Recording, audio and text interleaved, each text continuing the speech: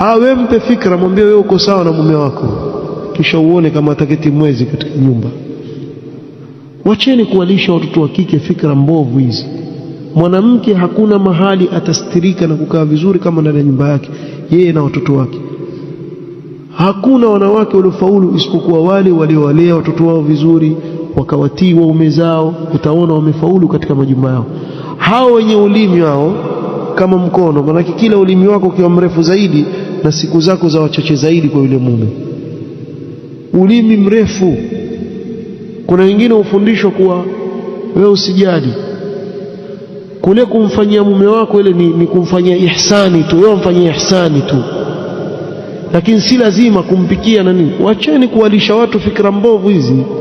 Hebu niulize swali, mimi mwanamume mzima natoka nenda kazini, natokwa na jasho, natafuta riziki, Allah yanipa riziki yangu kule, na ya mke wangu kwa nyumbani na watoto, nishataabika kule kwa ajili ya familia yangu. Kunyuma nimekwenda kupata tabu, narudi nishapata nilichokipata. Nikifika nyumbani pale, mke wangu ushakuja bwana, leo mimi naona ile ihsani nisikufanyie. Kwa hivyo ulifanya kupika, leo utapika mwenyewe.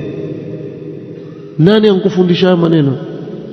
Hakuna shekhe fulani, mwambie huyo shekhe ende kwa nyanyake atamfundisha adabu. Wacha hivyo.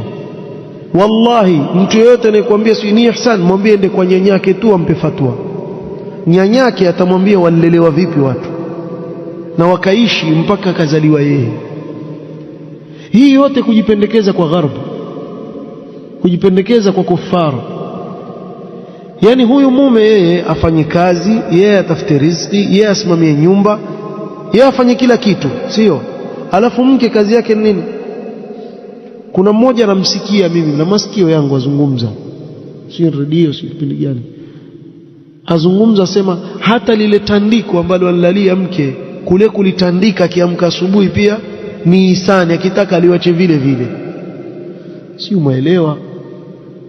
Hajaribu. Nenda sikiliza maneno ya mashekhe hao, hao wanaoitwa mashekhe wa redio na TV, wasikilize kisha uone kama utakaa kwenye ndoa yako.